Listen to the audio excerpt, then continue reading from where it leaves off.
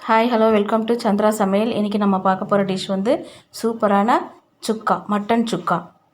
இதுக்கு தேவையான இன்க்ரீடியன்ஸ் பாருங்கள். மட்டன், இஞ்சி பூண்டு, தக்காளி, பச்சை மிளகாய், வெங்காயம், கரம் மசாலா, மிளகு, சீரகம். இப்போது நம்ம அரைக்க வேண்டியதெல்லாம் அரைச்சி வச்சாச்சு. மட்டன் வந்து குக் பண்ணி வச்சுருக்கேன். தக்காளி அரைச்சி வச்சுருக்கேன். இஞ்சி பூண்டு அரைச்சாச்சு.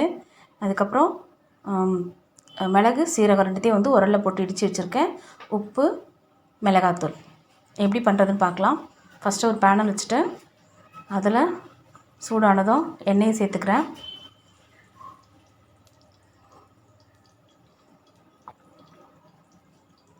எண்ணெய் காஞ்சதும் இதில் வந்து ஜீரகம் வந்து 2 ஸ்பூன் ஜீரகத்தை வந்து சேர்த்துக்கிறேன்.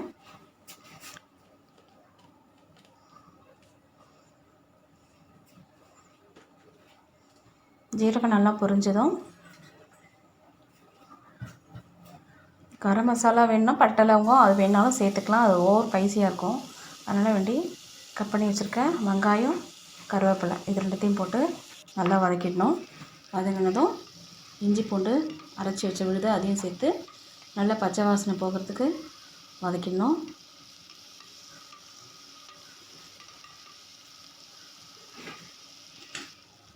அதுக்கப்புறம் தக்காளி வந்து நல்லா குறைப்பாக தான் அரைச்சி வச்சுருக்கேன்.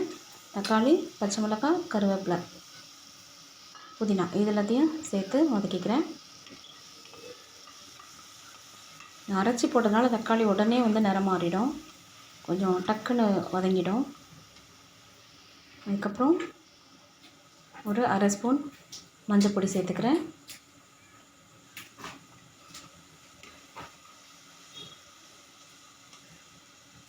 அதுக்கப்புறம் ஒரு மீடியம் சின்ன ஸ்பூன் தான், அதில் வந்து உப்பு, தூள் உப்பு சேர்த்துக்கிறேன்.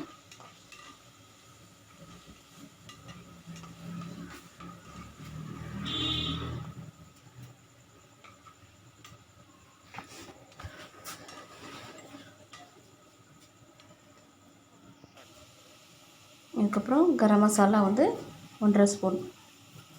எல்லாமே ஒரே ஸ்பூன் அளவு தான். 1.5 ஸ்பூன் அளவு கரம் மசாலா சேர்த்துக்கிறேன். அதுக்கப்புறம் மிளகாத்தூள் வந்து 2 ஸ்பூன் போடுறேன். நிறைய போட வேண்டாம், அதுவும் சின்ன ஸ்பூன் தான். பச்சை மிளகாய் போட்டிருக்கேன். அதுக்கப்புறம் ஃபைனலாக நம்ம இறக்கும் போது மிளகுத்தூள் போட போகிறோம். அதனால் எல்லாமே காரன்றதுனால காரம் கம்மியாக சாப்பிட்றவங்க காரத்தை வந்து கம்மி பண்ணி போட்டுக்கலாம். அதுக்கப்புறம் வேக வச்சுருக்க மட்டன் சேர்த்துக்கணும். அதை வேக வைக்கிறதுக்கு அந்த தண்ணி வந்து கம்மியாக வைங்க. அந்த தண்ணியிலே நான் அந்த மசாலா குக் ஆனால் போதும், எக்ஸ்ட்ரா தண்ணிலாம் ஊற்ற வேண்டாம். நல்லா ட்ரையாக குக் ஆகிடுச்சு பாருங்கள்.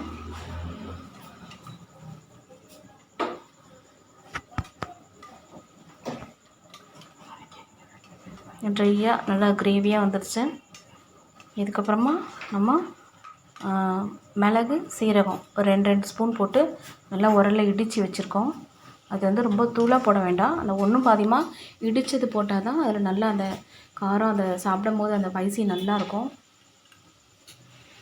இடித்து வச்ச மிளகு, சீரகம் ரெண்டுத்தையும் சேர்த்துக்கிறேன். சேர்த்துட்டு ஒரு 2 நிமிஷம் அப்படியே வதக்கி விட்டாலே போதும்.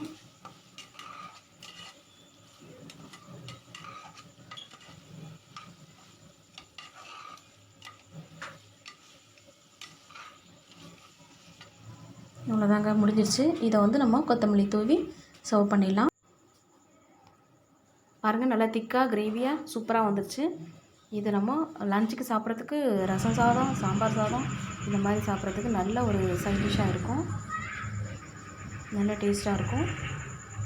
நம்ம சேனலை வந்து ஃபஸ்ட் டைம் பார்க்குறவங்க சப்ஸ்கிரைப் பண்ணிக்கோங்க. இந்த வீடியோ உங்களுக்கு பிடிச்சிருந்தா லைக் பண்ணுங்கள், ஷேர் பண்ணுங்கள், கமெண்ட் பண்ணுங்கள், மறக்காமல் சப்ஸ்கிரைப் பண்ணுங்கள்.